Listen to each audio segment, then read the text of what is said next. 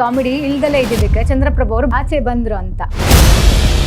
ಅಷ್ಟು ಬೇಜಾರಾಗ್ಬಿಟ್ಟಿರ್ತದೆ ನನಗೆ, ಏನು ಬೇಡ ಬಿಗ್ ಬಾಸೇ ಬೇಡ, ನನ್ನೊಂದು ಥರದಲ್ಲ ಬಿಗ್ ಬಾಸ್, ಬೇಡ ನನಗೆ ಹೋಗ್ಬೇಕು. ಒಂದು ದೊಡ್ಡ ಥರದಲ್ಲಿ ನೋವಾಯ್ತದೆ ನನಗೆ. ನಮ್ಮ ಆಸೆ ನಾವು ಬಂದಿರೋದೇ ಅಲ್ಲಿ ಬಿಗ್ ಬಾಸ್ ಆಟ ಆಡೋಕ್ಕೆ, ಬಿಗ್ ಬಾಸ್ ಗೆಲ್ಲಕ್ಕೆ. ಇಲ್ಲಿ ಮೇಕಪ್ ಮಾಡ್ಕೊಂಡು ಹೊಸ ಬಟ್ಟೆ ಹಾಕೊಂಡು ಶೃಂಗಾರ ಬಂಗಾರ ಮಾಡ್ಕೊಂಡು ಕೂರಕ್ಕಲ್ಲ. ಯಾರು ಆಟ ಶುರು ಮಾಡಿಲ್ಲ ಇನ್ನು? ಸ್ಪಂದನವರು ಇನ್ನೂ ಆಟ ಶುರು ಮಾಡಿಲ್ಲ, ಮಾಳು ಅವರು. ಸೊ ಇವರೆಲ್ಲ ಸೇರ್ಕೊಂಡು ರಕ್ಷಿತನ ಏನಾದ್ರು ಹೆದರಿಸ್ತಾ ಇದ್ದಾರೆ? ತುಂಬ ಹೆಸರಿರೋ ಅಂತಾರೆ, ಯಾಕಂದರೆ ಕನ್ನಡ ಪರ ಹೋರಾಟಗಾರರು. ಅಲ್ಲಿ ಯಾವುದೋ ಏನೇ ಇಷ್ಟೊಂದು ಚಿಕ್ಕದಾಗಿ ನಡ್ಕೊಬಿಟ್ರಲ್ಲ. ರಕ್ಷಿತ ಯಾವುದೇ ಕಾರಣಕ್ಕೂ ಎದುರಿಲ್ಲ, ಅಷ್ಟು ಜನನೂ ಎದುರಿಸ್ತಾಳಬೇಕು ಅಂದರೆ. ಈಗ ರಿಷಾ ಅವರು ಬಿಗ್ ಬಾಸ್ ಆಡಿ ಗೆಲ್ಲಕ್ಕೆ ಅಂತ ಬಂದವರು ಅಥವಾ ನೆಮ್ಮದಿ ಹಾಳು ಮಾಡಕ್ಕೆ ಬಂದವರು ಅಲ್ವೇ? ಇಲ್ಲಿ ಅವ್ರನ್ನ, ರಕ್ಷಿತನ, ಕಾವ್ಯನ, ಸ್ಪಂದನನ, ಅಶ್ವಿನಿ ಅವರು ಟಾರ್ಗೆಟ್ ಮಾಡ್ತಾ ಇದ್ದಾರೆ. ಚೆನ್ನಾಗಿರೋ ಹಣ್ಣಿಗೆ ತಾನೇ ಕಲ್ಲೊಡೆಯೋದು. ಸುದ್ದಿ ಅವ್ರು ಏನು ಆಟ ಆಡ್ತಿದ್ದಾರೆ? ತುಂಬ ಡಿಲ್ ಆಗಿದ್ದಾರೆ. ಗಿಲ್ಲಿ ಅವ್ರು ನಿಮ್ಮ ಪ್ರಕಾರ ಹೇಗೆ ಆಟ ಆಡ್ತಿದ್ದಾರೆ? ಈಗಿರೋ ವೇಗನೇ ಅವನಿಂದ ಯಾರು ಬರ್ತಾ ಇಲ್ಲ ಸತ್ಯವಾಗ್ಲೂ, ಅಷ್ಟು ಫಾಸ್ಟಾಗಿ ಹೋಗ್ತಾ ಇದ್ದಾರೆ ನಿಜವಾಗ್ಲೂ. ಒಂದ್ ಕಡೆ ಗಿಲ್ಲಿ ಅವರೇ ಜಾಸ್ತಿ ಹೈಲೈಟ್ ಆಗ್ತಿದ್ರು, ಚಂದ್ರಪ್ರಭು ಅವ್ರು ಯಾಕೆ ಕಾಣಿಸ್ಕೊಳ್ತಿರ್ಲಿಲ್ಲ? ಹಾಯ್ ಹಲೋ ನಮಸ್ಕಾರ ವೀಕ್ಷಕರೇ, national TV presents Bigg Boss ಮಾತುಕತೆಗೆ ಸ್ವಾಗತ. ನಾನು ಪಲ್ಲವಿ ಎನ್ರಾಜ್. ವೀಕ್ಷಕರೇ, ಬಿಗ್ ಬಾಸ್ ಅಂತೂ ಸ್ಟಾರ್ಟ್ ಆಯಿತು. 5 ರಿಂದ 6 ವಾರ ಕಂಪ್ಲೀಟ್ ಆಗಿದೆ. ಬಿಗ್ ಬಾಸ್ ಟ್ಯಾಗ್ ಲೈನ್ ಏನು ಹೇಳಿ? Expect the unexpected. ಅದೇ ರೀತಿ ನಮಗೆ ಅನ್ಎಕ್ಸ್ಪೆಕ್ಟೆಡ್ ಆಗಿ ನೆನೆ ಬಿಗ್ ಬಾಸ್ ಇಂದ ಆಚೆ ಬಂದಿರೋದು ಚಂದ್ರಪ್ರಭು ಅವರು. ಅವ್ರ ಜೊತೆಗಿದ್ದಾರೆ. ಅವ್ರ ಜೊತೆ ಸಾಕಷ್ಟು ಮಾತಾಡೋದಿದೆ. ಯಾರಿಗೂ ಕೂಡ ಒಂದಷ್ಟು ಗೊಂದಲಗಳಿದೆ, ಅವ್ರು ಯಾಕೆ ಆಚೆ ಬಂದ್ರು ಅಂತ. ಸೊ ನಿಮಗೂ ಕೂಡ ಆ ಕ್ಯೂರಿಯಾಸಿಟಿ ಇದ್ದೇ ಇರುತ್ತೆ. ಸೊ ನಾನು ಅವ್ರನ್ನ ಮಾತನಾಡಿಸ್ತಾ ಹೋಗ್ತೀನಿ. ಮೊದಲನೇದಾಗಿ ಅವ್ರನ್ನ ವೆಲ್ಕಮ್ ಮಾಡೋಣ. ಹಾಯ್ ಚಂದ್ರಪ್ರಭು ಅವರೇ, ಹೇಗಿದ್ದೀರಾ? ನಮಸ್ತೆ ಮೇಡಮ್, ಚೆನ್ನಾಗಿದ್ದೀನಿ. ನೀವು ಹೇಗಿದ್ದೀರಾ? ಸೂಪರ್ ಆಗಿದ್ದೀನಿ. ಸೊ ನಮಗೆಲ್ಲ ಒಂದು ಕುತೂಹಲ ಹಾಗೆ ಕನ್ಫ್ಯೂಸ್ ಇದೆ, ನೀವು ಯಾಕೆ ಆ ರೀತಿ ಗೊಂದಲ ಮಾಡ್ಕೊಂಡು ಆಚೆ ಬಂದಿದ್ದು? ಯಾಕೆ ಹಾಗನ್ನಿಸ್ತು ಸಡನ್ ಆಗಿ?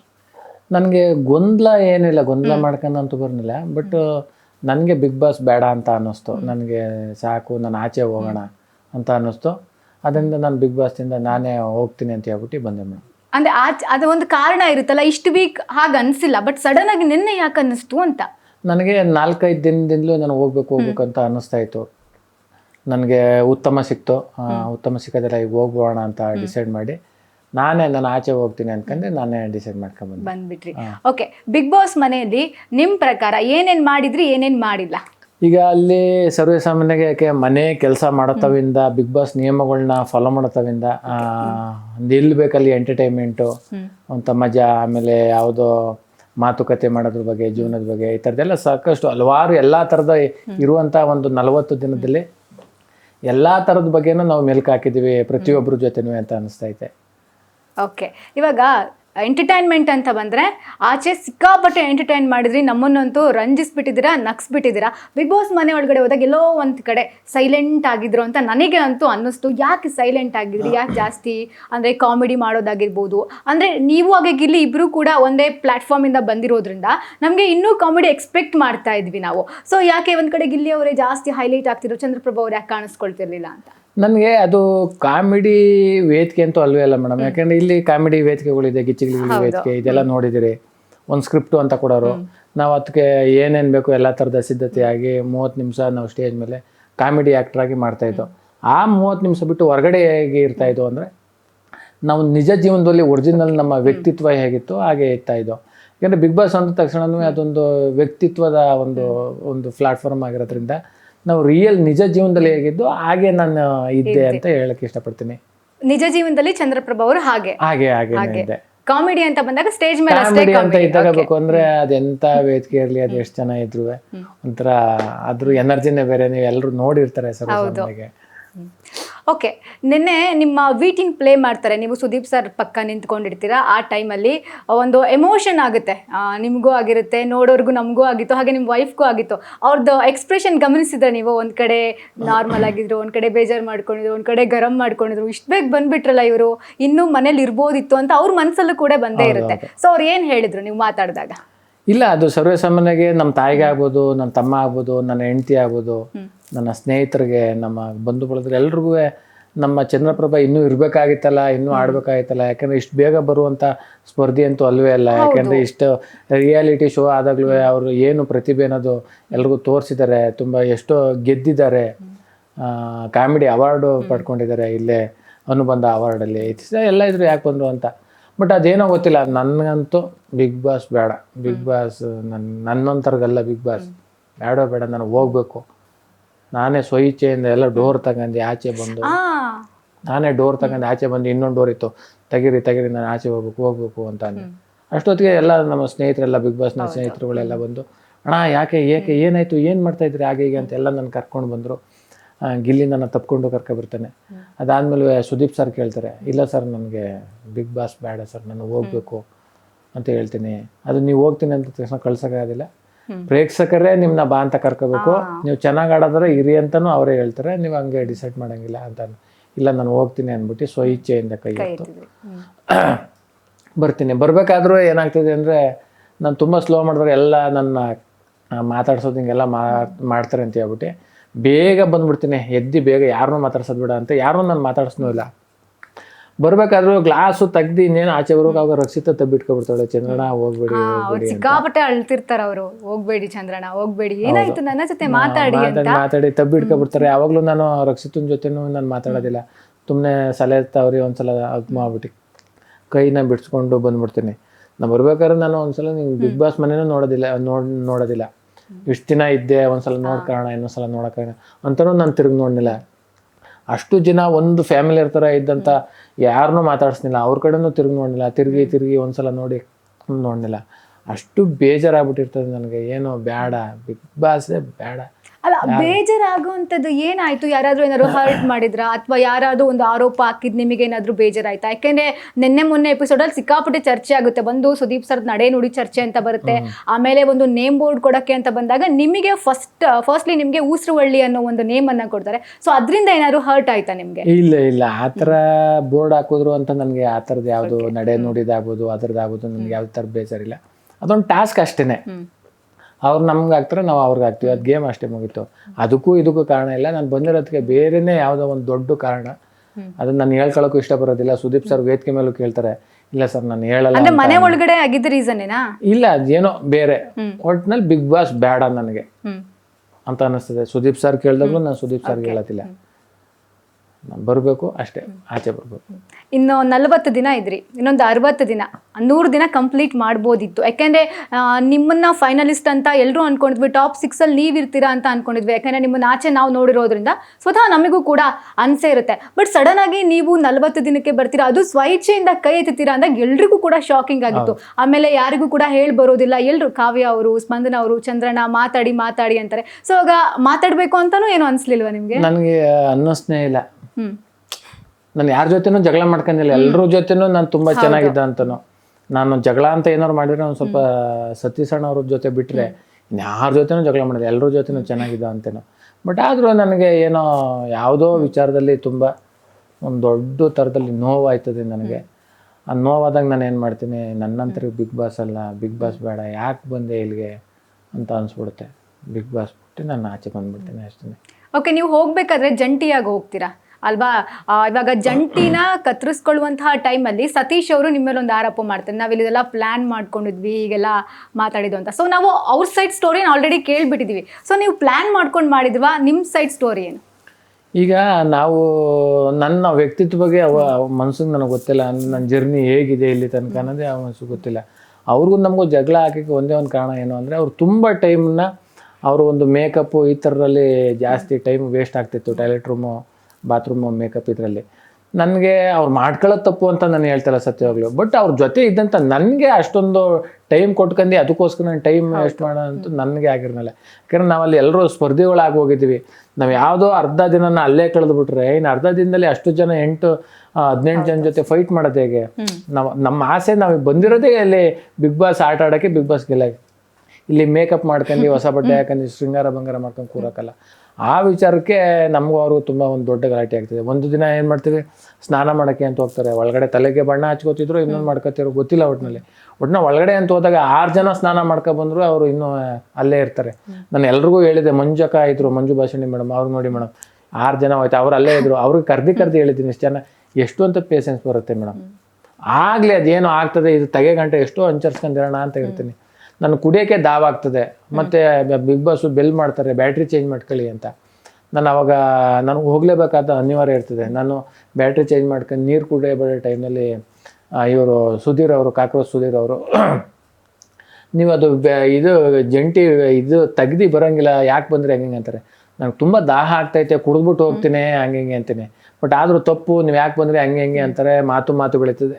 ಆಗ ನಾನು ನೀರನ್ನು ಕುಡಿಯೋದಿಲ್ಲ, ಗ್ಲಾಸ್ ಬಿಸಾಕ್ಬಿಟ್ಟು ನಾನು ಆಚೆ ಬರ್ತೀನಿ. ಪುನಃ ಇವ್ರಿಗೆ ಡಾಕ್ ಸತೀಶರ್ಗೂ ನನಗೂ ತುಂಬ ವಾದ ಆಯ್ತದೆ. ಆಮೇಲೆ ಎಷ್ಟೋ ನಮ್ಮ ಸಹಪಾಠಿಗಳು ಕೂಡ ಅವ್ರ ಜೊತೆ ಜಗಳ ಮಾಡ್ತಾರೆ. ನಿಮ್ಮಿಂದ ಇವ್ರ ಟೈಮ್ ವೇಸ್ಟ್ ಮಾಡಿಬಿಡಿ, ಇವ್ರ ಟೈಮ್ನು ಅರ್ಥ ಮಾಡ್ಕೊಳ್ಳಿ ಅಂತೇಳ್ಬಿಟ್ಟು ಇವ್ರಿಗೆಲ್ಲ ಜಗಳ ಆಗ್ತದೆ. ಬೇಜಾರಾಗಿ ಹೇಳ್ತಾ ಕೂತಿರ್ತೀನಿ, ನೋಡಿ ನಾವು ಇಷ್ಟೊತ್ತು ಗಂಟೆ ಆಡೋದು ಡ್ರಾಮಾ ಅಂತ ಅಂತಾರೆ. ಆಮೇಲೆ ಚಂದ್ರಣ್ಣ ಈಗ ಕಣ್ಣೀರು ಆಗ್ತಾವ್ರಲ್ಲ, ಅದು ಡ್ರಾಮನೇ ಅಂತ ಅಂತಾರೆ. ಅಲ್ಲ, ನನ್ನ ಬಗ್ಗೆ ಇಲ್ಲಿ ಗಂಟೆ ಹೇಗೆ ಬಂದಿದ್ದೀನಿ ಅನ್ನೋದೇ ಗೊತ್ತಿಲ್ಲದೆ ನನ್ನ ಬಗ್ಗೆ ಸುಮ್ಮನೆ ಇಡೀ ಕರ್ನಾಟಕ ಜನ ಮುಂದೆ ಅಪಪ್ರಚಾರ ಮಾಡ್ತಿರಲ್ಲ ಅಣ್ಣ ಅನ್ನೋ ಥರದಲ್ಲಿ ತುಂಬ ಬೇಜಾರಾಗಿ ಆವತ್ತಿನಿಂದ ಅವ್ರ ಸಂಪರ್ಕ ನಾನು ತುಂಬ ಕಡಿಮೆ ಮಾಡ್ತೀನಿ. ಅವ್ರ ಜೊತೆ ಮಾತಾಡೋದೇ ಇಲ್ಲ. ಅವ್ರ ಮನೆಯಿಂದ ಎಲಿಮಿನೇಷನ್ ಆಗಿ ಬಂದಾಗಲೂ ನಾನು ಅವ್ರನ್ನ ಮಾತಾಡ್ಸೋದಿಲ್ಲ, ಬೇಡ ಅಂತ. ಬಟ್ ಈಗ ಮಾತಾಡ್ತೀವಿ, ಈಗ ನಾನೇ ಫೋನ್ ಮಾಡಿ ಮಾತಾಡಿಸ್ತೀನಿ. ಇನ್ನೂ ಮಾತಾಡಿಲ್ಲ, ನಾನೇ ಮಾತಾಡಿಸ್ತೀನಿ. ಬಟ್ ಅಲ್ಲಿ ಸ್ಪರ್ಧಿ ಅಂತ ಹೋದಾಗ ಬಟ್ ಅವ್ರು ಹಂಗೆ ಮಾಡುತ್ತೋ ಅದು ಸರಿ ಇಲ್ಲ ಅಂತ ಅನಿಸ್ತದೆ. ಓಕೆ, ಆಚೆ ಬಂದಮೇಲೆ ಇವಾಗ ಟ್ರೋಲ್ಸ್ ಎಲ್ಲ ನೋಡಿದ್ರೆ ಹೇಗನ್ನಿಸ್ತು? ನೀವು ಡ್ಯಾನ್ಸ್ ಮಾಡಿರೋದೆಲ್ಲ ಟ್ರೋಲ್ ಆಗಿ ಹೋಗ್ಬಿಟ್ಟಿದೆ, ಏನನ್ನಿಸ್ತು? ನಾನು ಸತ್ಯವಾಗ್ಲೂ ನೋಡೇ ಇಲ್ಲ. ನನ್ನ ಮೊಬೈಲು ನಾನು ಇಸ್ಕೊಂಡಿಲ್ಲ. ನೆನ್ನೆ ಬಂದೆ, ರಾತ್ರಿ ಬಂದಾಗ ನಮ್ಮ ಹೆಂಡತಿ ಜೊತೆ ಎಲ್ಲ ಮನೆಯವರೆಲ್ಲ ಹೇಗಿದ್ದಾರೆ, ಆರೋಗ್ಯವಾಗಿದ್ದಾರೆ, ಹೆಂಗವ್ರೆ ಎಲ್ಲರ ಬಗ್ಗೆ ವಿಚಾರಿಸಿದೆ. ಆರಾಮಾಗಿ ರೆಸ್ಟ್ ಮಾಡಿದೆ. ಆಮೇಲೆ ಬೆಳಿಗ್ಗೆ ಎದ್ದ ತಕ್ಷಣ ಇಲ್ಲಿ ಬಂದೆ. ನಾನು ಇನ್ನೂ ಹೊರಗಡೆ ಜಗತ್ತಿಂದ ನಾನು ನೋಡೇ ಇಲ್ಲ. ಸತ್ಯವಾಗ್ಲೂ ಏನು ವಿಷಯನೂ ಇನ್ನೂ ಗೊತ್ತಾಗಿಲ್ಲ, ನಾನು ನೋಡೂ ಇಲ್ಲ, ನನಗೆ ಗೊತ್ತೂ ಇಲ್ಲ. ಓಕೆ, ಆಚೆ ಒಂದು ಟಾಕ್ಸ್ ಇದೆ ಈಗ ಧ್ರುವಂತ ಅವ್ರ ಜೊತೆಗೆ ಯಾರೆಲ್ಲ ಕ್ಲೋಸ್ ಇದ್ದಾರೆ ಅವರೆಲ್ಲ ಆಚೆ ಬರ್ತಿದ್ದಾರೆ ಅಂತ. ಯಾಕಂದ್ರೆ ಲಾಸ್ಟ್ ವೀಕ್ ಮಲ್ಲಮ್ಮ ಅವ್ರು ಹೋದ್ರು, ಈ ವೀಕ್ ನೀವು ಬಂದ್ರಿ, ಮುಂದಿನ ವಾರ ಯಾರು ಬರ್ತಾರೋ ಗೊತ್ತಿಲ್ಲ, ಅವ್ರ ಜೊತೆ ಕ್ಲೋಸ್ ಆದವರು ಅಂತ. ಒಪ್ಕೋತೀರಾ? ಇವೆಲ್ಲ ಅದೆಲ್ಲ ನಂಬಕ್ಕೆ ಅಸಾಧ್ಯ ಅಷ್ಟೇನೆ. ಅಲ್ಲಿ ಚೆನ್ನಾಗಿ ಆಡಿದ್ರೆ ಉಳಿತಾರೆ, ಚೆನ್ನಾಗಿ ಆಡಲಿಲ್ಲ ಅಂದ್ರೆ ಆಚೆ ಬರ್ತಾರೆ ಅಷ್ಟೇ. ಬಟ್ ನಾನಂತೂ ನನಗೆ ಬೇರೆ ಇದ್ರದಿಂದ ನಾನೇನು ಕಳಿಸ್ನಿಲ್ಲ, ನಾನೇ ಬಂದಿತ್ತು ಅಷ್ಟೇ. ಓಕೆ, ನಿಮಗೇನಾದರೂ ಹೋಗ್ಲಿಕ್ಕೆ ಇಷ್ಟ ಇಲ್ಲ ಅಂದಿದ್ರೆ ಇರ್ತಿದ್ರಾ? 100%. ನಾನು ಇನ್ನೂ ಒಂದಷ್ಟು ವಾರ 100% ಇರ್ತಾ ಇದೆ. ಯಾಕಂದ್ರೆ ನನ್ನ ಬಗ್ಗೆ ನನಗೆ ಕಾನ್ಫಿಡೆಂಟ್ ಇತ್ತು. ಎಷ್ಟೋ ರಿಯಾಲಿಟಿ ಶೋ ಮಾಡಿದ್ರು, ನನಗೆ ಗೊತ್ತಿತ್ತು ಹೆಂಗೆ ಅಂತ.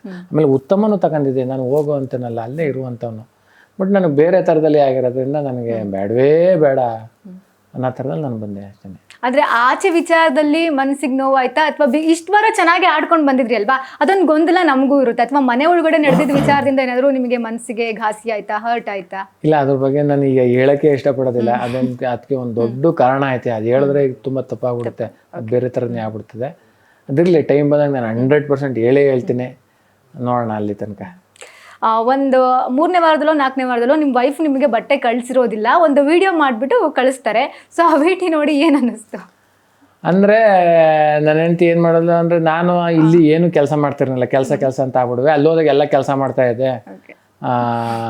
ಆವಾಗ ನನಗೆ ನಾನು ಇಲ್ಲಿ ಏನು ಕೆಲಸ ಮಾಡಲ್ಲ, ಅಲ್ಲೆಲ್ಲ ಮಾಡ್ತಾ ಇದೀಯಾ, ಮಾಡ್ತೀನಿ ಅಂತ ಇದ್ರು. ಆಮೇಲೆ ರಿಸಾ ಅವ್ರು ಬರ್ತಾರೆ. ರಿಸಾ ಎಂಟ್ರಿ ಆದಾಗ ನಾನು ರಿಸನ್ ಜೊತೆ ಒಂಥರ ಫ್ರೆಂಡ್ಲಿ ಆಗಿ ಇರ್ತೀನಿ. ಎಲ್ಲ ನನ್ನ ಅಣ್ಣ ಚಂದ್ರಣ್ಣ ಅಂತ ಮಾತಾಡ್ತಾ ಇರ್ತಾರೆ.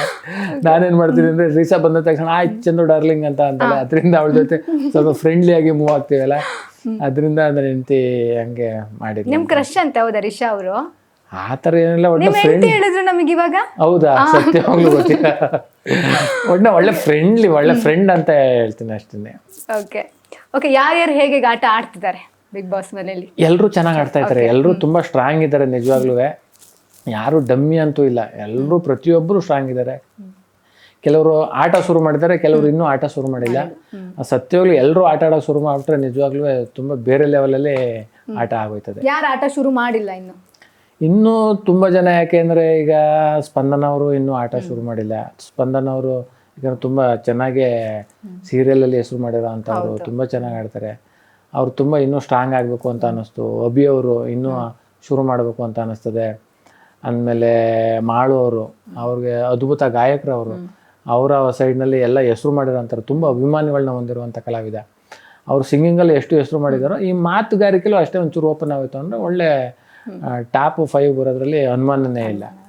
ಆಮೇಲೆ ಧ್ರುವಂತ ಆಗ್ಬೋದು, ಆಮೇಲೆ ಸೂರಜ್ ಆಗ್ಬೋದು, ಇನ್ನೂ ಒಂದಷ್ಟು ಜನ ಒಂಚೂರು ಓಪನ್ ಅಪ್ ಆಗಬೇಕು. ಅವರೆಲ್ಲ ತುಂಬ ಸ್ಟ್ರಾಂಗ್ ಇದ್ದಾರೆ, ಯಾರು ಓಪನ್ ಅಪ್ ಆಗ್ಬೇಕು ಅಷ್ಟೇ.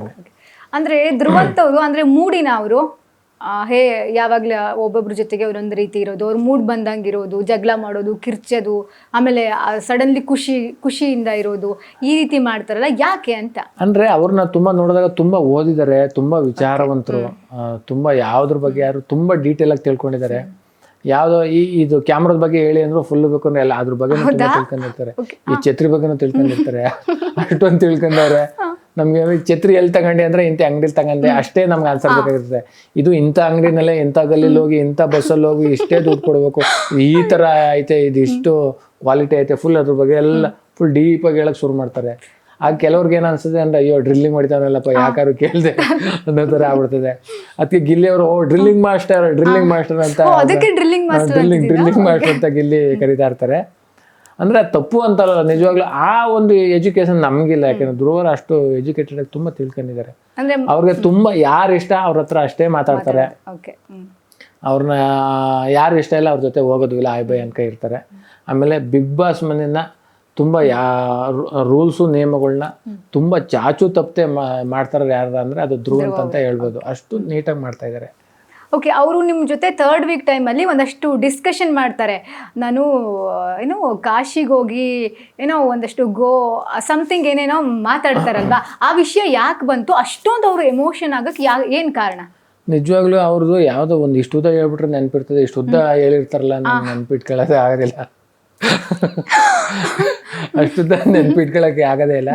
ಒಟ್ಟಲ್ಲಿ ನನ್ನ ಜೊತೆ ಇರೋದ್ರಲ್ಲಿ ನನ್ನ ಜೊತೆ ತುಂಬಾ ಚೆನ್ನಾಗಿದ್ರು ಅವರು.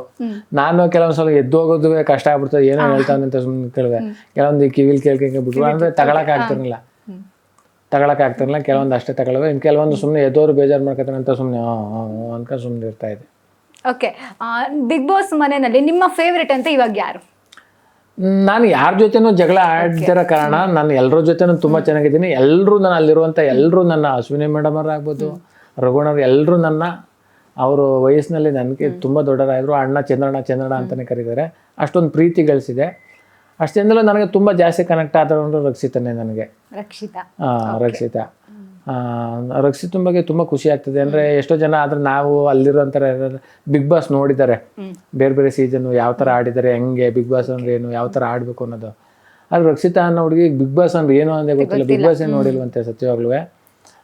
ಒಂಥರ ಅಲ್ಲೂ ಬಂದಾದ್ಮೇಲೆ ಬಿಗ್ ಬಾಸ್ ಅಂದ್ರೆ ಏನು, ಬಿಗ್ ಬಾಸ್ ಅಲ್ಲಿ ಹೆಂಗಿರ್ಬೇಕು ಅನ್ನೋದು ತಿಳ್ಕೊಂಡು ಬೇರೆಯವ್ರಿಗೆ ಹೇಳ್ತಾ ಇದ್ಲು. ಬಿಗ್ ಬಾಸ್ ಅಂದ್ರೆ ಹಿಂಗೆ ಇರಬೇಕು, ಹಂಗೆ ಹಿಂಗೆ ಅಂತ ಎಲ್ರಿಗೂ ಹೇಳ್ತಾ ಇದ್ಲು. ಅಂದ್ರೆ ಅಷ್ಟು ತುಂಬಾ ಫಾಸ್ಟ್ ಇದ್ದಾಳೆ ರಕ್ಷಿತಾ. ಖಂಡಿತ ರಕ್ಷಿತಾ. ಓಕೆ, ಬಿಗ್ ಬಾಸ್ ಮನೆಯಲ್ಲಿ ಕೆಲವೊಬ್ರು, ಇವಾಗ ಅಶ್ವಿನಿ ಅವರಾಗಿರಬಹುದು, ರಾಶಿಕಾ ಅವರು, ರಿಷಾ ಅವರು, ಸೊ ಇವರೆಲ್ಲ ಸೇರ್ಕೊಂಡು ರಕ್ಷಿತನ ಏನಾದ್ರು ಹೆದರಿಸ್ತಾ ಇದ್ದಾರಾ? ಅದು ಎದುರು ಅಂತ ಮೆಟೀರಿಯಲ್ ಎಲ್ಲ ಸತ್ಯ. 3 ಜನನ ಅವ್ರ ಜೊತೆ ಇನ್ನೂ 30 ಜನ ಆದ್ರೂ ರಕ್ಷಿತಾ ಯಾವುದೇ ಕಾರಣಕ್ಕೂ ಎದುರಿಲ್ಲ. ಅಷ್ಟು ಜನನೂ ಎದುರಿಸ್ತಾಳಬೇಕು ಅಂದ್ರೆ ಹಾಗೆ. ಒಂದಷ್ಟು ಸ್ಟೇಟ್ಮೆಂಟ್ಸ್ ಹೇಳ್ತೀನಿ. ಓಕೆ, ನಿಮ್ಮ ರಿಯಾಕ್ಷನ್ ಹೇಗಿರುತ್ತೆ ನೋಡೋಣ. ಊಸರವಳ್ಳಿ ಅಂತ ಟೈಟಲ್ ಕೊಟ್ಟಿದ್ದಾರೆ ಧನುಷ್ ಅವರು, ಒಪ್ಕೋತೀರಾ ಅದನ್ನ?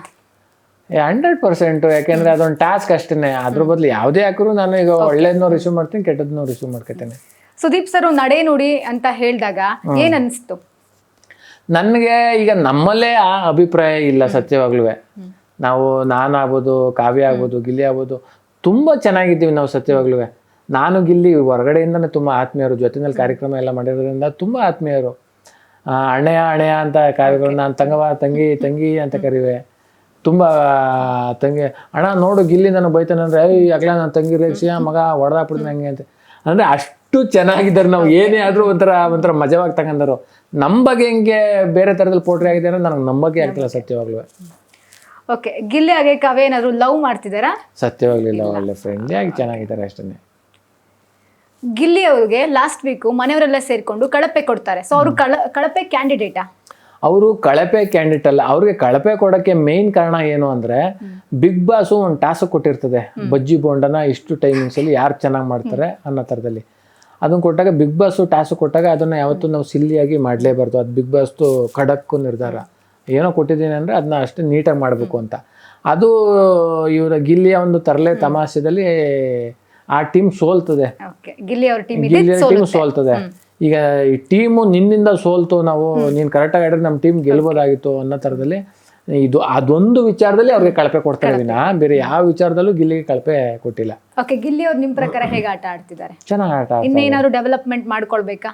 ಅವ್ನು 100% ಈಗಿರೋ ವೇಗನೇ ಅವ್ನ ಹಿಂದೆ ಯಾರು ಬರ್ತಾ ಇಲ್ಲ ಸತ್ಯವಾಗ್ಲೂ. ಅಷ್ಟು ಫಾಸ್ಟಾಗಿ ಹೋಗ್ತಾ ಇದ್ದಾರೆ ನಿಜವಾಗ್ಲೂ.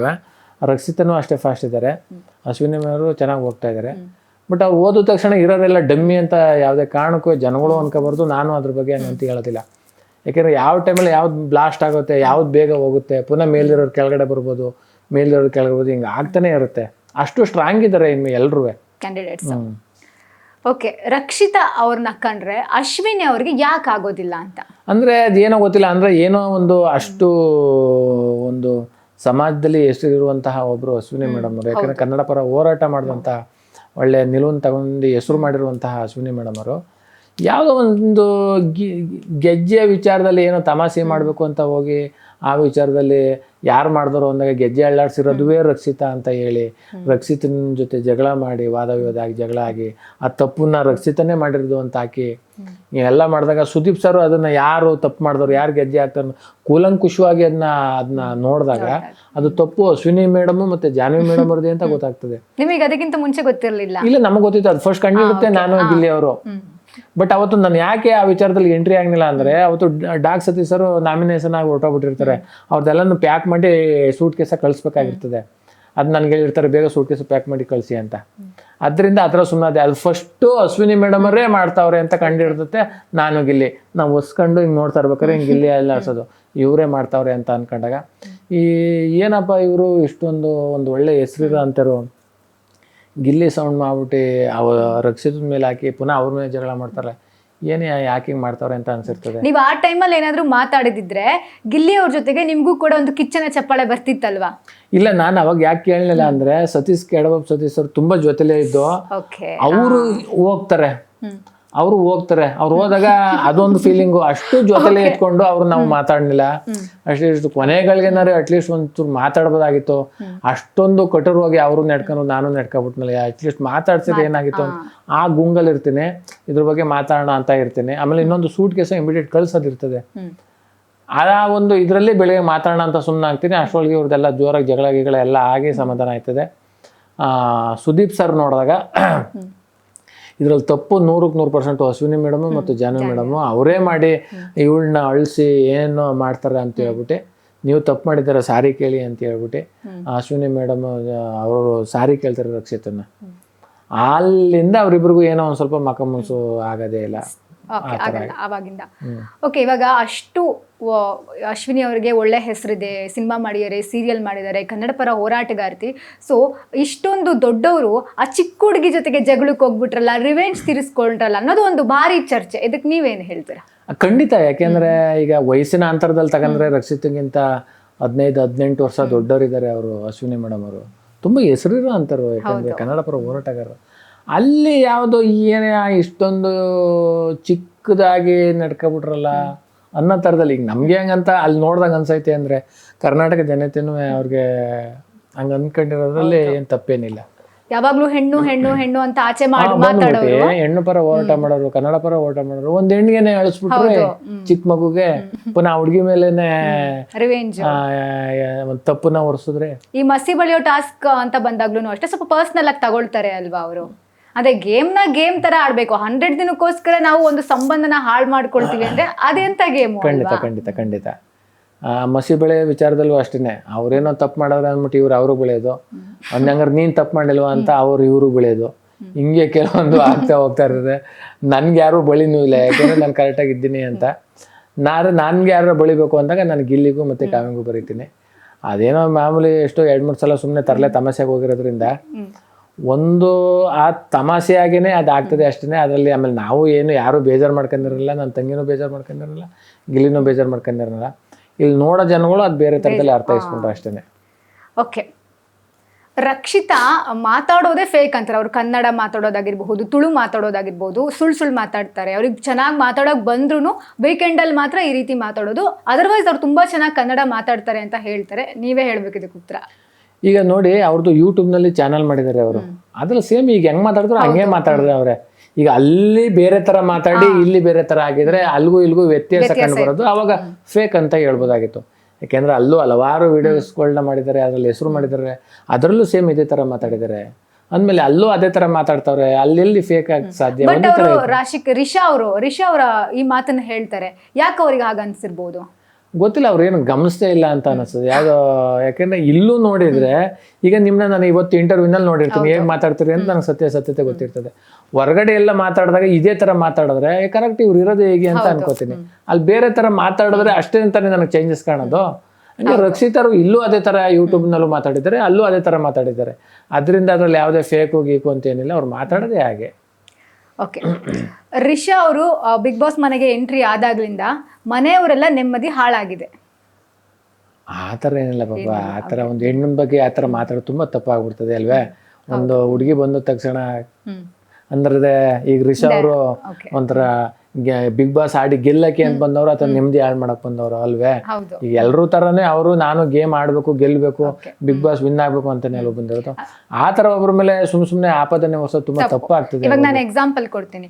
ಅವರು ಬಂದಾಗ್ಲಿಂದ ಮನೆಯಲ್ಲಿ ಕಿರ್ಚಾಟ, ಜಗಳ, ಗಲಾಟೆ ಸ್ವಲ್ಪ ಜಾಸ್ತಿ ಆಗಿದೆ ಒಂದಷ್ಟು ವಿಚಾರದಲ್ಲಿ. ಸೊ ಈ ಒಂದು ವಿಚಾರ ನೋಡ್ಬಿಟ್ಟು ನೆಮ್ಮದಿ ಏನಾದ್ರು ಹಾಳಾಗಿದೆಯಾ ಅಂತ? ಸತ್ಯಗಳು ಹಾಗೇನಿಲ್ಲ. ಯಾಕೆಂದ್ರೆ ಕೆಲವೊಬ್ರು ಹೇಳೋ ದಾಟಿ ಒಂದ್ ಸ್ವಲ್ಪ ವಾಲ್ಯೂಮ್ ಕಡಿಮೆ ಇರ್ತದೆ, ಕೆಲವೊಬ್ರು ಇರೋ ವಿಚಾರನೆ ಹೇಳೋ ರೀತಿ ಒಂದ್ ಸ್ವಲ್ಪ ವಾಲ್ಯೂಮ್ ಜಾಸ್ತಿ ಇರ್ತದೆ. ಆ ತರ ವಾಲ್ಯೂಮ್ ಜಾಸ್ತಿ ಇರ್ಬೋದೇ ವಿನಃ ಜಗಳ ಬೇಕು ಅಂತ ಮಾಡವ್ರೆ ಅಂತ ನನಗೆಲ್ಲೂ ಅನ್ಸಿಲ್ಲ. ಓಕೆ, ಗಿಲ್ಲಿ ಅವರಿಗೆ ರಿಷಾ ಅವರು ಹೊಡೆದಾಗ ಮನೆಯವರೆಲ್ಲ ಅದನ್ನ ಸೀರಿಯಸ್ ಆಗಿ ತಗೊಳ್ಳೋದೇ ಇಲ್ಲ. ಬಟ್ ಆಚೆ ಬಹಳ ದೊಡ್ಡ ಚರ್ಚೆ ಆಗುತ್ತೆ, ಯಾಕೆಂದ್ರೆ ಈಗ ಗಿಲ್ಲಿ ಅವ್ರ ಫ್ಯಾನ್ಸು ಸಿಕ್ಕಾಪಟ್ಟೆ ಜಾಸ್ತಿ ಆಗೋಗ್ಬಿಟ್ಟಿದ್ದಾರೆ. ಸೊ ಈ ಕಡೆ ಗಿಲ್ಲಿ ಅವರಿಗೆ ಹರ್ಟ್ ಆಗಿದೆ, ಅದರಿಂದ ಒಬ್ಬ ಹುಡುಗಂಗೆ ಹುಡುಗಿ ಹೊಡೆದ್ರೆ ಅದೇನು ಮ್ಯಾಟ್ರ್ ಆಗಲ್ಲ. ಆದರೆ ಅದೇ ಏಟನ್ನ ಹುಡುಗಿಗೆ ಹೊಡೆದಿದ್ರೆ ಅವ್ರು ಸುಮ್ಮನೆ ಬಿಡ್ತಾ ಇದ್ರಾ, ಗಿಲ್ಲಿನ ಮನೆಯಿಂದ ಆಚೆನೆ ಆಗ್ತಾ ಇದ್ರು ಅನ್ನೋದು ಚರ್ಚೆ. ಇದಕ್ಕೆ ನೀವೇನು ಹೇಳ್ತೀರಾ? ಅಲ್ಲಿ ಈ ವಿಚಾರದ ಬಗ್ಗೆ ಜಗಳ ನಡೀತಾ ಇತ್ತು. ಆವಾಗ ಏನಕ್ಕೆ ಹಿಂಗೆ ಜಗಳ ಆಡ್ತವ್ರೆ, ಯಾರು ಸರಿ ಯಾರು ತಪ್ಪು ಅನ್ನೋದು ಇಡೀ ಮನೆಯವ್ರಿಗೆಲ್ಲ ಗೊತ್ತಿತ್ತು. ಅಲ್ಲಿ ಸೂರಜ್ಗೆ ಮತ್ತೆ ಗಿಲ್ಲಿಗೆ ಮತ್ತೆ ರಿಷಂಗ್ ಅಷ್ಟೇ ಗೊತ್ತಿತ್ತು ಒರಿಜಿನಲ್ ಜಗಳ ಏನಕ್ಕೆ ಶುರುವಾಯಿತು, ಎಲ್ಲಿಂದ ಶುರುವಾಯಿತು ಅಂತ. ಅದು ಬಿಟ್ಟರೆ ಬೇರೆ ಯಾರಿಗೂ ಗೊತ್ತಿಲ್ಲ. ಏನೋ ಜಗಳ ಆಡ್ತಾವ್ರೆ, ಯಾರೋ ತಪ್ಪು ಮಾಡಿರ್ಬೋದು ಅಂತ ಸುಮ್ಮನಾಗಿದ್ದು. ಬಟ್ ರಿಷಾ ಹೊಡೆದು ತಪ್ಪು ಅನ್ನೋದು, ಯಾಕೆ ಹೊಡೆಯಕ್ಕೆ ಹೋದಮ್ಮ, ಬಿಗ್ ಬಾಸಲ್ಲಿ ಹೊಡೆಯಂಗಿಲ್ಲ, ರೂಲ್ಸ್ ಬ್ರೇಕ್ ಆದಂಗೆ ಯಾಕೆ ಹೊಡೆಯ ಅಂತ ರಿಷಂಗೆಲ್ಲ ಅಂತ ಇದ್ವು. ಬಟ್ ಇದ್ರ ಬಗ್ಗೆ ಈಗ ಹೊರಗಡೆ ಎಲ್ಲ ಹಿಂಗೆ ಆದಾಗ ಸುದೀಪ್ ಸರ್ ಶನಿವಾರ ಭಾನುವಾರ ಕೂಲಂಕುಷವಾಗಿ ಅದೆಲ್ಲ ವಿಡಿಯೋಸ್ ನೋಡಿದಾಗ ಅಲ್ಲಿ ಗೊತ್ತಾಯಿತು ಗಿಲ್ಲಿದು ತಪ್ಪಿದೆ, ರಿಷಂದು ತಪ್ಪಿದೆ. ಯಾಕಂದ್ರೆ ಒಬ್ಳು ಹೆಣ್ಮಗಳು ಬಟ್ಟೆನ ಅವಳ ಅನುಮತಿ ಇಲ್ಲದೆ ಎಲ್ಲ ಥರದ ಉಡುಪುಗಳನ್ನ ಕೈಲಿ ತಗೊಂಡೋಗಿ ಅಲ್ಲಿ ಬಿಸಾಕೋದು, ಒಂದು ಹೆಣ್ಮಕ್ಳು ಡ್ರೆಸ್, ನಿಂದು ತಪ್ಪೈತೆ ಗಿಲ್ಲಿ. ಮತ್ತೆ ನೀನು ಬಿಗ್ ಬಾಸ್ನ ನಿಯಮನ ಉಲ್ಲಂಘನೆ ಮಾಡಿ ನೀನು ಗಿಲ್ಲಿಗೆ ಹೊಡೆದಿರೋದು ನಿಂದು ತಪ್ಪೈತೆ ಅಂತ ಹೇಳಿದ್ರು. ಆಗ ಇಬ್ರು ತಿತ್ಕೋಬೇಕು ಅಂತ ಹೇಳಿದಾಗ ಇಬ್ರು ತಿತ್ಕೋತೀನಿ ಅಂತ ಹೇಳಿದ್ದಾರೆ. ಅದರಿಂದ ಅವ್ರು ಸರಿ ಅವ್ರು ತಪ್ಪು ಅಂತ ಹೇಳೋಕ್ಕಾಗೋದಿಲ್ಲ. ಸುದೀಪ್ ಸರ್ ನೋಡಿದ್ದಾರೆ, ಇಬ್ರದ್ದು ತಪ್ಪೈತೆ, ಇಬ್ರು ತಿತ್ಕೊಳ್ಳಿ ಅಂತ ಹೇಳಿದ್ದಾರೆ. ಓಕೆ, ಬಿಗ್ ಬಾಸ್ ಮನೆಯಲ್ಲಿ ಸ್ಟಾರ್ಟಿಂಗ್ ಇಂದ ಇಲ್ಲಿವರೆಗೂ ಅಶ್ವಿನಿ ಅವರು ಮನೆಯವರ ದಾರಿ ತಪ್ಪಿಸುವಂತಹ ಕೆಲಸ ಮಾಡ್ತಾ ಇದ್ದಾರೆ. ಅಂದ್ರೆ ಅಶ್ವಿನಿ ಮೇಡಮ್ ಅವರು ಬುದ್ಧಿವಂತರು, ಮಿಕ್ತರೆಲ್ಲ ದಡ್ರು ಅಂತ ಹೇಳಕ್ಕಾಗ್ತದೆ. ಎಲ್ಲರೂ ಬುದ್ಧಿವಂತರು ಅಂತಾನೆ ಎಲ್ರಿಗೂ ಗೊತ್ತಾಗಿರೋದು. ನಿಜವಾಗ್ಲೂ ಯಾರನ್ನೂ ದಾರಿ ತಪ್ಸೋಕ್ಕೂ ಆಗೋದಿಲ್ಲ. ಎಲ್ಲರೂ ತುಂಬಾ ಸ್ಟ್ರಾಂಗ್ ಆಗಿರೋದ್ರಿಂದ ಯಾರು ವೀಕ್ ಅಂತೂ ಯಾರು ಇಲ್ಲ. ಅವ್ರು ಯಾರನ್ನೂ ದಾರಿನೂ ತಪ್ಪಿಸ್ತಾ ಇಲ್ಲ, ಇವ್ರು ಯಾರು ದಾರಿನೂ ತಪ್ತಾ ಇಲ್ಲ ಇವ್ರು ಯಾರು. ವೈಯಕ್ತಿಕವಾಗಿ ಗಿಲ್ಲಿ ಅವ್ರನ್ನ, ರಕ್ಷಿತಾನ, ಕಾವ್ಯನ, ಸ್ಪಂದನಾನ ಅಶ್ವಿನಿ ಅವರು ಟಾರ್ಗೆಟ್ ಮಾಡ್ತಾ ಇದ್ದಾರೆ. ಸತ್ಯವಾಗ್ಲೂ ಏನೂ ಇಲ್ಲ. ಯಾಕೆಂದ್ರೆ ಚೆನ್ನಾಗಿರೋ ಹಣ್ಣಿಗೆ ತಾನೆ ಕಲ್ಲೊಡೆಯೋದು. ಹಂಗೆ ಅವ್ರು ಅಷ್ಟು ಜನನು ಸ್ಟ್ರಾಂಗ್ ಇದ್ದಾರೆ. ಯಾರು ಗಿಲ್ಲಿನೂ ಸ್ಟ್ರಾಂಗ್ ಇದ್ದಾನೆ, ರಕ್ಷಿತಾನೂ ಸ್ಟ್ರಾಂಗ್ ಇದ್ದಾರೆ, ಅಶ್ವಿನಿ ಮೇಡಮನು ಸ್ಟ್ರಾಂಗ್ ಇದ್ದಾರೆ, ಹೋಗ್ತಾ ಇದ್ದಾರೆ. ಇವ್ರ ಹಿಂದೆ ಮಿಕ್ತವರೆಲ್ಲ ಬರ್ತಾ ಇದ್ದಾರೆ, ಓಡಿ ಬರ್ತಾ ಇದ್ದಾರೆ. ಬಟ್ ಯಾವಾಗ ರನ್ನಿಂಗ್ ಜಾಸ್ತಿ ಮಾಡ್ತಾರೋ ಗೊತ್ತಿಲ್ಲ ಒಟ್ಟಿನಲ್ಲಿ. ಅಶ್ವಿನಿ ಅವ್ರ ಜೊತೆಗೆ ಇಲ್ಲ ಅಂದಿದ್ರೆ ಜಾನ್ವಿ ಅವರು ಇಷ್ಟೊತ್ತಿಗಾಗ್ಲೇ ಮನೆಯಿಂದ ಆಚೆ ಬರ್ತಾ ಇದ್ರು. ಅಶ್ವಿನಿ ಅವ್ರ ಜೊತೆ ಇಲ್ಲ ಅಂದಿದ್ರೆ ಜಾನ್ವಿ ಅವರು ಮನೆಯಿಂದ ಅವ್ರ ಜೊತೆನೆ ಇದ್ದಿದ್ರೆ ಆಚೆ ಬರ್ತಾ ಇದ್ರು. ಇಲ್ಲ ಅಂದಿದ್ರೆ ಇವಾಗ ಅವರು ಇರೋದ್ರಿಂದಾನೇ ಈಗ ಉತ್ತಮ ತಗೊಂಡಿರೋದು. ಈಗ ಜಾನ್ವಿ ಮೇಡಮ್ ಅವ್ರುವೆ ಮತ್ತೆ ಅಶ್ವಿನಿ ಮೇಡಮ್ ಅವ್ರುವೆ ತುಂಬಾ ಜೊತೆಲೇ ಇದ್ರು, ತುಂಬಾ ಆತ್ಮೀಯರು, ಒಬ್ರಿಗೊಬ್ರು ಬೆರ್ತಿದ್ರು. 1 ಗಂಟೆ 2 ಗಂಟೆ ರಾತ್ರಿ ತನಕನೂ ಮಾತಾಡೋರು. ಆಗ ಜಾನ್ವಿ ಅವರು ಅವ್ರ ಜೊತೆನೆ ಜಾಸ್ತಿ ಟೈಮ್ ಸ್ಪೆಂಡ್ ಮಾಡಿರೋದ್ರಿಂದ ಇನ್ ಮಿಕ್ಕ 17 ಜನ ಜೊತೆ ಬಾಂಧವ್ಯನೇ ಬೆಸ್ತಿರ್ಲಿಲ್ಲ. ಜಾನ್ವಿ ಮೇಡಮ್ ಎಲ್ಲಿ ಅಂದ್ರೆ ಅಶ್ವಿನಿ ಮೇಡಮ್ ಜೊತೆ, ಅಶ್ವಿನಿ ಮೇಡಮ್ ಜೊತೆನೆ ಹಿಂಗೆ ಆಗ್ಬಿಟ್ಟಿತ್ತು. ಅದರಿಂದ ಏನು ಮಾಡಿದ್ರು, ಸುದೀಪ್ ಸರ್ ಹೇಳಿದ್ರು, ಎಷ್ಟೋ ಜನನು ಆಡ್ಕೊಂಡ್ರು. ಅವಾಗ ಏನು ಮಾಡಿದ್ರು, ಅಶ್ವಿನಿ ಮೇಡಮ್ ಅವ್ರನ್ನ ಬಿಟ್ಟು ಎಲ್ಲರ ಜೊತೆನೂ ಆಟ ಆಡೋದು ಶುರು ಮಾಡಿದ್ರು. ಅವಾಗ ಹೊರಗೆ ಅವ್ರು ಬಿಟ್ಟು ಬಂದಿರೋದ್ರಿಂದ 2 ಉತ್ತಮನೂ ತಗೊಂಡ್ರು. ಈಗ ಚೆನ್ನಾಗಿ ಆಡ್ತಾ ಇದ್ದಾರೆ ಅಂತ ಅನಿಸ್ತದೆ ಜಾನ್ವಿ ಮೇಡಮ್ ಅವರು. ಓಕೆ, ಮೊನ್ನೆ ಮಸಿ ಬಳಿಯೋ ಟಾಸ್ಕ್ ಅಂತ ಬಂದಾಗ ರಕ್ಷಿತಾಗೆ ಅಶ್ವಿನಿ ಮೇಡಮ್ ಒಂದು ಚಾಲೆಂಜ್ ಹಾಕ್ತಾರೆ. ನಾನು 100 ಯೂಟ್ಯೂಬ್ ಚಾನೆಲ್ ಮಾಡ್ತೀನಿ, ನೀನು ನನ್ನ ವಯಸ್ಸಿಗೆ ಸಿನಿಮಾ ಮಾಡು ಇಷ್ಟು ಅಂತ. ಸೊ ನೀವು ಶಾರ್ಟ್ ಮೂವಿಗಳೆಲ್ಲ ಯೂಟ್ಯೂಬಲ್ಲೆಲ್ಲ ಮಾಡ್ಕೊಂಡ್ ಬಂದಿದ್ರ, 100 ಯೂಟ್ಯೂಬ್ ಚಾನೆಲ್ ಮಾಡೋದು ಅಷ್ಟೊಂದು ಈಸಿನಾ? ಈಗ ಪ್ರತಿಯೊಂದು ಯಾವ್ದು ಮಾಡಬೇಕು ಅಂದ್ರೂ ಅಷ್ಟೇನು ತುಂಬ ಸುಲಭ ಅಂತೂ ಯಾವುದೂ ಇಲ್ಲ. ಎಲ್ಲಕ್ಕೂ ಅದರದ್ದೇ ಆದಂಥ ಪರಿಶ್ರಮ ಇದೆ. ನಾವು ಯಾವುದೂ ಹಂಗೆ ಕೀಳಾಗೂ ಕಾಣಬಾರ್ದು. ಎಲ್ಲ ಅವ್ರವ್ರ ಕೆಲಸದಲ್ಲಿ ತುಂಬಾ ಎಫರ್ಟ್ ಹಾಕಿದ್ರೇನೆ ಅದರಿಂದ.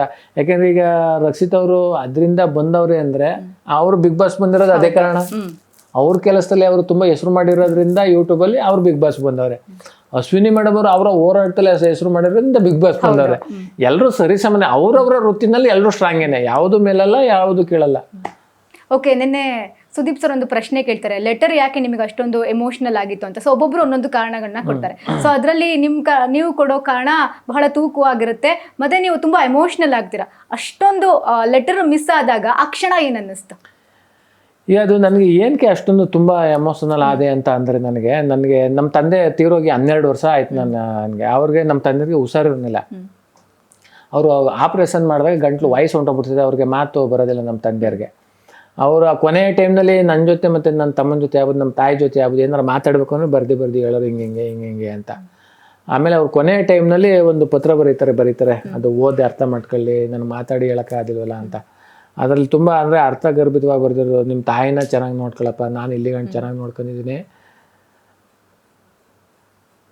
ಈಗ ತಾಯಿನ ಚೆನ್ನಾಗಿ ನೋಡ್ಕೊಳ್ಳಿ ಅಂತ ಆ ಥರ ಒಂದು ಎಮೋಷನಲ್ ಆಗಿ ಬರ್ತಿರ್ತಾರೆ. ಈಗ ಪತ್ರದ್ದು ಓದುವರ ಒಂದು ವ್ಯಕ್ತಿತ್ವದ ಆಟ ಅಂತ ಬಂದಾಗ ಫುಲ್ ಎಮೋಷನಲ್ ಮೇಲೇ ಹೋಗ್ತಾ ಇರ್ತದೆ.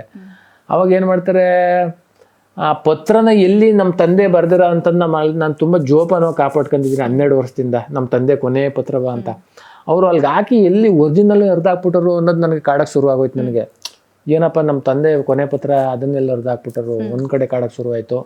ಇನ್ನೊಂದು ಕಡೆ ನನಗೇನಂತ ಅನ್ನಿಸ್ತು, ಬೈ ಚಾನ್ಸು 12 ವರ್ಷ ಆದಮೇಲೆ ನಮ್ಮ ತಾಯಿ ಏನಾದರೂ ಪತ್ರ ಬರೆದು ಕಳಿಸಿದ್ರೆ, ಅಯ್ಯೋ 12 ವರ್ಷ ಆದಮೇಲೆ ಬರೆದಿರೋ ಪತ್ರನ ನಾನು ಕಳ್ಕೊಬಿಡ್ತೀನಿ ಅಂತ ಕಾಡಕ್ಕೆ ಶುರುವಾಯಿತು.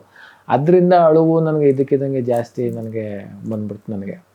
ಬಟ್ ಚಂದ್ರಣ್ಣ, ನಿಮ್ಮ ವೈಫ್ ನಮಗೆ ಆ ಪತ್ರದಲ್ಲಿ ಏನಿದೆ ಅನ್ನೋದನ್ನ ಓದ್ಬಿಟ್ಟು ಹೇಳಿದ್ರು. ಬಹಳ ಮುದ್ದಾಗಿ ಬ್ಯೂಟಿಫುಲ್ ಆಗಿ ನಿಮಗೆ ಒಂದು ಲೆಟರ್ ಬರೆದಿದ್ದಾರೆ. ಮನೆಗೆ ಹೋಗ್ಬಿಟ್ಟು ಓದಿ ಅವ್ರು ನಿಮ್ಮನ್ನು ತುಂಬ ಇಷ್ಟಪಡ್ತಾರೆ. ಹಾಗೆ ಆಲ್ಮೋಸ್ಟ್ ಎಲ್ಲ ಆಚೆ ಏನು ಚರ್ಚೆ ಆಗ್ತಿತ್ತು ಅಂತಂದರೆ, ಅಷ್ಟೊಂದು ಮುದ್ದಾಗಿರೋ ವೈಫ್ ಇದ್ದಾರೆ, ಚಂದ್ರಣ್ಣಂಗೆ ಯಾಕೆ ಬೇಕಿತ್ತು ರಿಷಾ ಸವಾಸ ಅಂತ ಒಂದು ಪ್ರಶ್ನೆ ನಾನು ಅವ್ರಿಗೆ ಕೇಳಿದಾಗ ಅವ್ರು ಹೇಳಿದ್ರು, ಅವರು ರಿಯಾಲಿಟಿ ಶೋನಲ್ಲಿ ಅಷ್ಟೇ ರಿಯಲ್ ಆಗಿ ನಾನೇ ಅವರಿಗೆ ಕ್ರಶು, ನಾನೇ ಅವ್ರಿಗೆ ಲವ್ ಅಂತ. ಸೊ ಅಷ್ಟೊಂದು ಇಷ್ಟಪಡ್ತಾರೆ ನಿಮ್ಮ ವೈಫ್ ನಿಮ್ಮನ್ನ. ಖಂಡಿತ, ನಿಜವಾಗ್ಲೂ ನಾನು ಅಂದ್ರೆ ತುಂಬ ಪ್ರೀತಿ ಮಾಡ್ತಾರೆ ನನ್ನ ಹೆಂಡತಿ. ನಾನು ಅಷ್ಟೇ ನನ್ನ ಹೆಂಡತಿ ಅಂದ್ರೆ ತುಂಬ ಪ್ರೀತಿ. ಈಗ ನಾನೊಬ್ಬ ಕಲಾವಿದ ಆಗಿರೋದ್ರಿಂದ ನಾನು ಸ್ಟೇಜ್ ಮೇಲೆ ನಾನು ಎಲ್ಲ ಥರ ಒಂದು ಪಾತ್ರವಾಗಿ ನಾನು ಮಾಡ್ತೀನಿ ವಿನಃ, ಅದು ಬಿಟ್ಟರೆ ನಾವು ಹೊರಗಡೆ ಭಾಳ ಮೃದು ಸ್ವಭಾವದನು ನಾನು ಖಂಡಿತವಾಗಿ. ರಿಸಾ ಒಳ್ಳೆ ಫ್ರೆಂಡ್ ಅಷ್ಟೇ ನನಗೆ. ಅಲ್ಲಿ ಒಂದು ಎಂಟರ್ಟೈನ್ಮೆಂಟ್ವಾಗಿ ನಾವು ಒಂದು ಪಾತ್ರ ಥರ ಮಾಡಿದ್ದೇವೆ ವಿನಃ ಬೇರೆ ಏನೂ ಇಲ್ಲ. ಒಳ್ಳೆ friend ರಿಸಾ.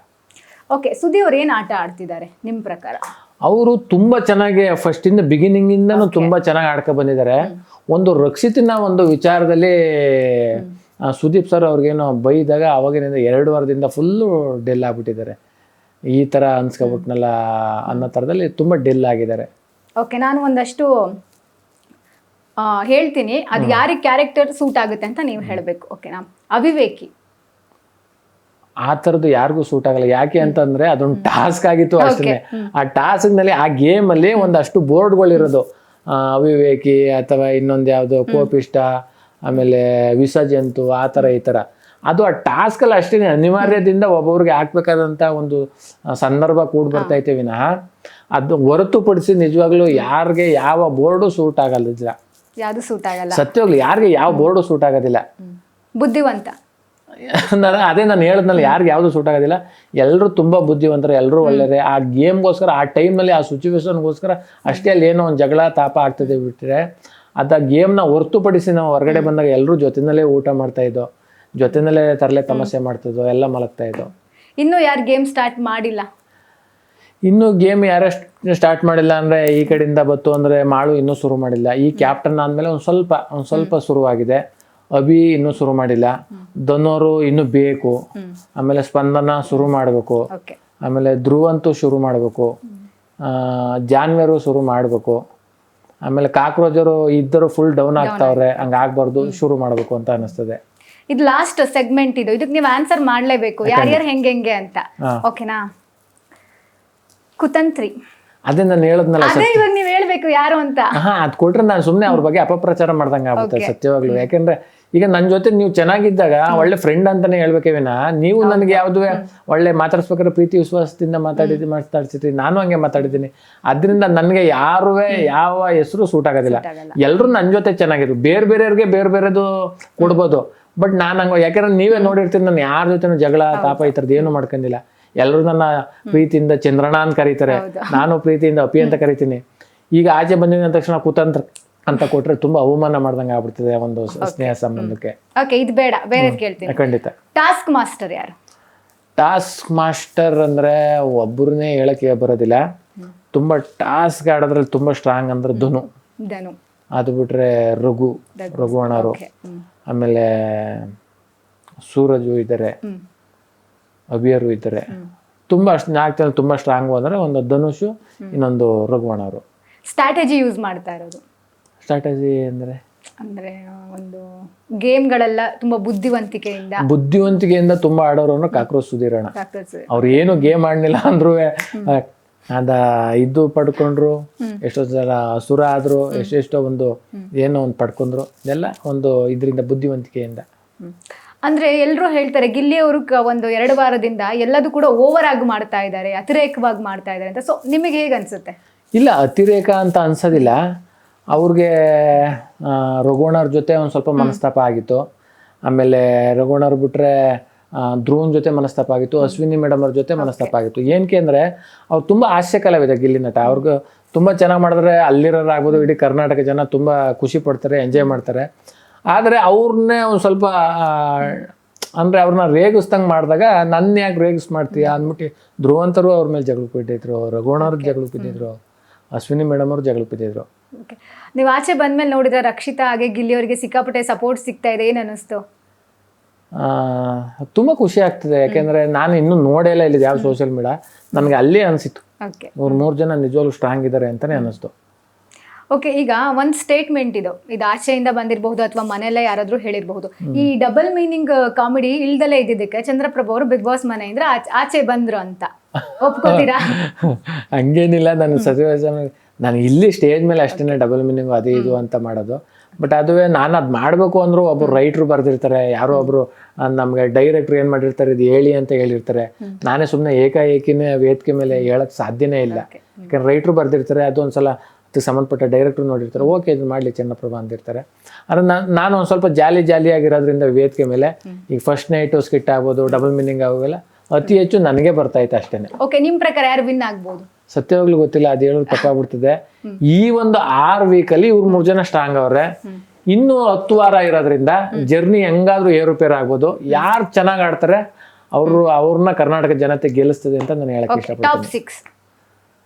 Top 6 Gilli, Rakshita, Ashwini madam ಅವರು 3 ಜನದ ಹೆಸರು ಅಷ್ಟೇ ನಂಗೆ ಬರ್ತಾ ಇರೋದು.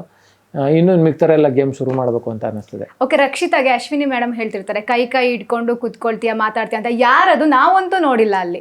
ನೋಡಿ, ಅದು ತುಂಬಾ ತಪ್ಪಾಗ್ತದೆ. ಯಾರೋ ಒಂದು ಅಣ್ಣ ತಂಗಿನೂ ಕೂತ್ಕೋತಾರೆ, ತುಂಬಾ ಫ್ರೆಂಡ್ಲಿ ಆದ್ರೂ ಕೂತ್ಕೋತಾರೆ. ಅಣ್ಣನ್ಕಿಂತ ಇನ್ನೂ ಅಪ್ಪನ ಸ್ಥಾನ ಅಂತ ಕೂತ್ಕೋತಾರೆ. ನೋಡಿದ ತಕ್ಷಣ ಅದು ತಪ್ಪು ಅಂತ ಅನ್ಕೊಬಿಟ್ರೆ ನಿಜವಾಗ ತಪ್ಪಾಗ್ಬಿಡ್ತದೆ. ನಾವು ಯಾವತ್ತೂ ಏನು ಸುಮ್ಮನೆ ಒಂದು ಹೆಣ್ಮಗು ಬಗ್ಗೆ ಹಂಗೆಲ್ಲ ಮಾತಾಡೋದು ತಪ್ಪಾಗ್ಬಿಡ್ತದೆ. ಹೆಣ್ಮಗು ಬಗ್ಗೆ ಒಂದು ಹೆಣ್ಮಗುನೇ ಹಂಗೆ ಮಾತಾಡೋದು ತುಂಬ ಅದರಲ್ಲೂ ದೊಡ್ಡ ತಪ್ಪಾಗ್ಬಿಡ್ತದೆ. ಓಕೆ, ಬಿಗ್ ಬಾಸ್ ಮನೆಯಿಂದ ಬಂದ ತಕ್ಷಣ ಫಸ್ಟ್ ಏನು ಕೆಲಸ ಮಾಡಿದ್ರಿ? ಏನು ಇಲ್ಲ, ನನ್ನ ಹೆಂಡತಿ ಒಳ್ಳೆ ನುಗ್ಗೆಕಾಯಿ ಸಾರು ಮಾಡಿದ್ಲು.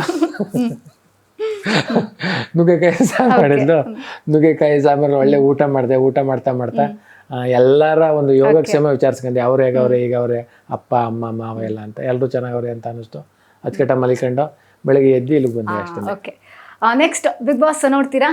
ಖಂಡಿತ ನೋಡ್ಲೇಬೇಕಲ್ವೇ, ಖಂಡಿತ ನೋಡ್ಲೇಬೇಕು. ಓಕೆ, ನಿಮ್ಮನ್ನ ಇಷ್ಟು ದಿನ ವೋಟ್ ಮಾಡಿ ಸಪೋರ್ಟ್ ಮಾಡಿದವ್ರಿಗೆ ಏನು ಹೇಳಕ್ಕೆ ಇಷ್ಟಪಡ್ತೀರಾ? ನಿಜವಾಗ್ಲೂ ಚಂದ್ರಪ್ರಭುನ ಹಲವಾರು ಕಾಮಿಡಿ ಶೋನಲ್ಲಿ ನೋಡಿದ್ರಿ. ಗಿಚ್ಚಿಗಿಲಿಗಿಲಿ ಮಜಾ ಬರ್ತಾ, ನಿಜವಾಗ್ಲೂ ಗಿಚ್ಚಿಗಿಲಿನಲ್ಲಿ ನಾನು ವಿನ್ನರ್ ಕೂಡ ಆದೆ. ಅವಾಗೆಲ್ಲ ನಿಮ್ಮ ಪ್ರೀತಿ ಚಪ್ಪಾಳೆ ತುಂಬ ಮುಖ್ಯ ಆಗಿತ್ತು.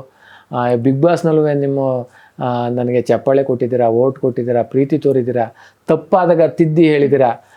ಯಾವತ್ತೂ ನನಗೆ ನಿಮ್ಮ ಚಪ್ಪಾಳೆ, ಆಶೀರ್ವಾದ, ಪ್ರೀತಿ ಇದು ತುಂಬ ಮುಖ್ಯ ಆಗಿರ್ತದೆ. ಗೊತ್ತಿಲ್ಲದೋ ಎಲ್ಲೋ ನನ್ನಿಂದ ತಪ್ಪಾಗಿರೋ ದಯಮಾಡಿ ಕ್ಷಮೆ ಇರಲಿ. ನಿಮ್ಮ ಪ್ರೀತಿ ಆಶೀರ್ವಾದ ನನ್ನ ಮೇಲಿರಲಿ ಅಂತ ನಾನು ಕೇಳ್ಕೊತೀನಿ. ಎಲ್ಲ ಕರ್ನಾಟಕ ಜನತೆಗೆ ತುಂಬ ಹೃದಯದ ಧನ್ಯವಾದಗಳು. ನಮಸ್ಕಾರ. Thank you so much Chandranna, ನಿಮ್ಮ ಒಂದು ಪ್ರೀಶಿಯಸ್ ಟೈಮ್ನ ನಮಗೆ ಕೊಟ್ಟಿದ್ದಕ್ಕೆ thank you so much. Thank you madam. ನೋಡಿದ್ರಲ್ವಾ, ಇದಾಗಿತ್ತು ಚಂದ್ರಪ್ರಭಾ ಅವರ Bigg Boss experience. Signing off by Pallavi Raj. ನೋಡ್ತಾ ಇರಿ ನ್ಯಾಷನಲ್ ಟಿವಿ.